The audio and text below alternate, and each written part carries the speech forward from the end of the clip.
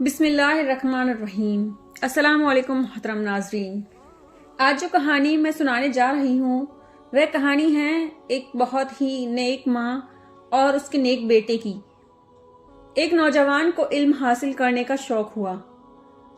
جہاں وہ رہتے تھے وہاں کوئی بڑا مدرسہ یا کوئی بڑا عالم نہیں تھا۔ ان کے والد کا انتقال ہو چکا تھا، والدہ زندہ تھیں۔ انہوں نے والدہ سے کہا، مجھے اجازت دیجیے کہ میں بغداد جاؤں اور وہاں مدرسہ میں داخل ہو کر علم حاصل کروں۔ بغداد ایک بہت بڑا شہر ہے، وہاں بڑے بڑے مدرسے تھے اور وہاں بہت سے عالم اور بڑے بڑے ولی اللہ گزرے ہیں۔ نوجوان نے اپنی والدہ سے عرض کیا، اچھی اماں، مجھے اجازت دیجیے کہ میں علم حاصل کروں۔ اماں جان، ان پڑھ آدمی جاہل کہلاتا ہے۔ جاہل کی کوئی عزت نہیں ہوتی، جاہل اندھیروں کی طرح ہوتا ہے۔ اس کو نہ دنیا کی خبر ہوتی ہے نہ دین کی۔ اماں جان، جہالت ایک طرح کی موت ہے، ایک طرح کی اندھیری ہے۔ علم روشنی ہے، علم زندگی ہے۔ علم والے کا نام دنیا میں بھی ہمیشہ زندہ رہتا ہے اور اللہ میاں کے یہاں بھی اس کی عزت ہوتی ہے۔ علم کے بغیر عبادت بھی ٹھیک نہیں ہوتی۔ والدہ بہت نیک بیوی تھیں، اللہ کو یاد کرنے والی۔ رات دن قرآن پڑھنا ان کا مشغلہ تھا۔ انہوں نے جب دیکھا کہ ان کے ہونہار لڑکے کو علم کا شوق ہے، خدا کا شکر ادا کیا کہ علم جیسی قیمتی چیز کا شوق ہے۔ ان کے بچے کو ہوا کسی بری بات کی لت نہیں لگی۔ اس نیک بیوی کے پاس 40 اشرفیاں تھیں، یہی ان کی کل پونجی تھی۔ والدہ صاحبہ نے اپنے ہونہار نور چشم کے سفر کے لیے توشہ تیار کیا اور یہاں 40 اشرفیاں اچکن کی آستین میں بغل کے پاس اس طرح سیدھی تھیں کہ وہ بغل میں چھپ گئی تھیں۔ جب سفر کا سامان تیار ہو گیا، والدہ نے لخت جگر کو خدا کے سپرد کیا اور رخصت کرتے ہوئے فرمایا، بیٹا تمہیں ایک نصیحت کرتی ہوں، اس کو گرہا سے باندھ لو، ہمیشہ اس کو یاد رکھنا، ہمیشہ اس پر عمل کرنا۔ نصیحت یہ ہے، جب بھی بولو سچ بولو۔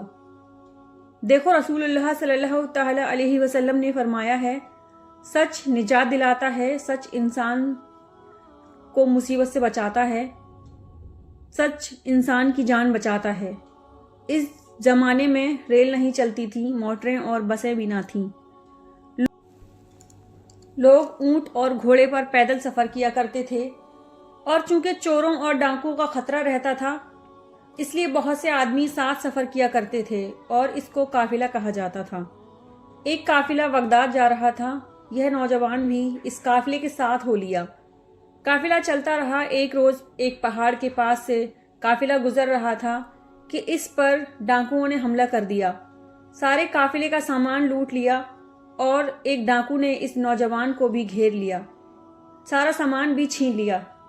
نوجوان سے کہا، تیرے پاس اور کیا ہے؟ نوجوان نے کہا، میرے پاس 40 اشرفیاں ہیں۔ ڈاکو نے کہا کہ مذاق کر رہا ہے۔ نوجوان نے کہا کہ نہیں، کیونکہ نوجوان کو بار بار اپنی ماں کی نصیحت یاد آ رہی تھی۔ پیاری اماں نے کہا تھا ہمیشہ سچ بولنا۔ نوجوان سوچ رہا تھا، میں ایک نیک کام کے لیے جا رہا ہوں، علم حاصل کرنے کے لیے جا رہا ہوں۔ جو لڑکا علم حاصل کرنے جاتا ہے وہ گویا جنت کی طرف جا رہا ہے۔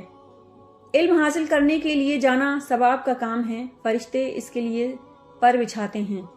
نوجوان دل میں کہہ رہا تھا، میں عالم بننے جا رہا ہوں۔ عالم نبیوں کے وارث ہوتے ہیں، نبیوں کا وارث بننے جا رہا ہوں۔ نوجوان خیال کر رہا تھا، میں سید ہوں، میں حضرت رسول خدا صلی اللہ تعالی علیہ وسلم کی اولادیں ہوں، مجھے جھوٹ بولنا کسی طرح زیب نہیں۔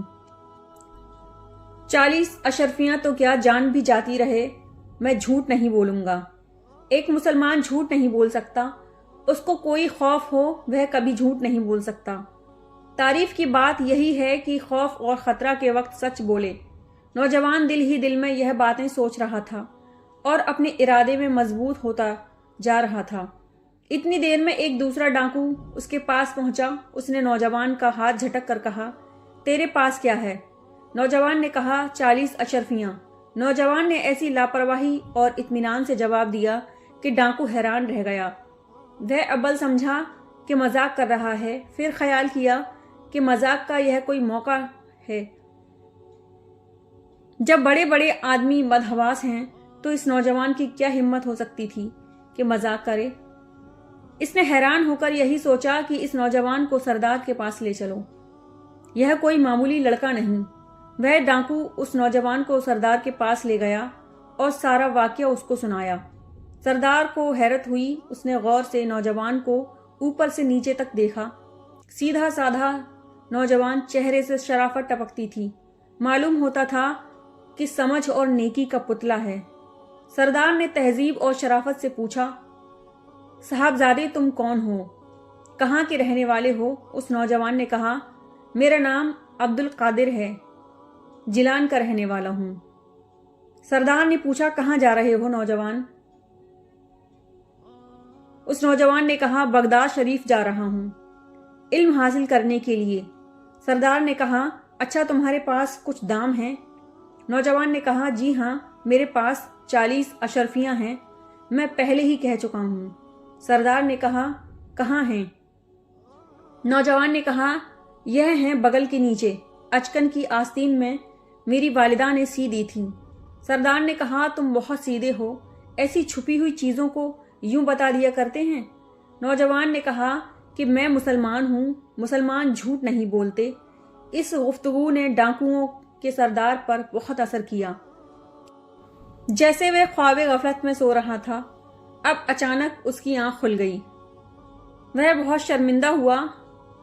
वह दिल ही दिल में कहने लगा, यह नौजवान बच्चा इस्लाम के हुक्म का इतना पाबंद है और हम मुसलमान होकर इस्लाम को बदनाम कर रहे हैं। यह बच्चा एक दफ़ा झूठ बोलने को तैयार नहीं हुआ और हम अपने बच्चों को झूठ की मशक कराते हैं।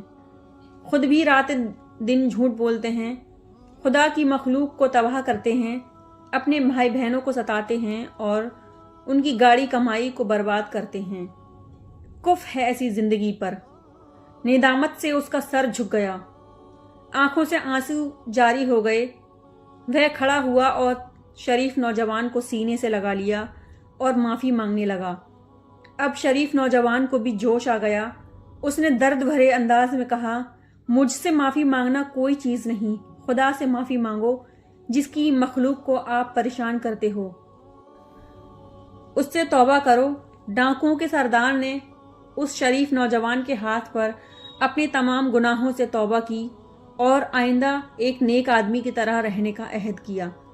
उसके तमाम साथियों ने भी तौबा की, तमाम काफिला वालों से माफ़ी मांगी और जो कुछ सामान लूटा था सब वापस कर दिया। यह सब अल्लाह के नेक बंदे हो गए। सुभान अल्लाह।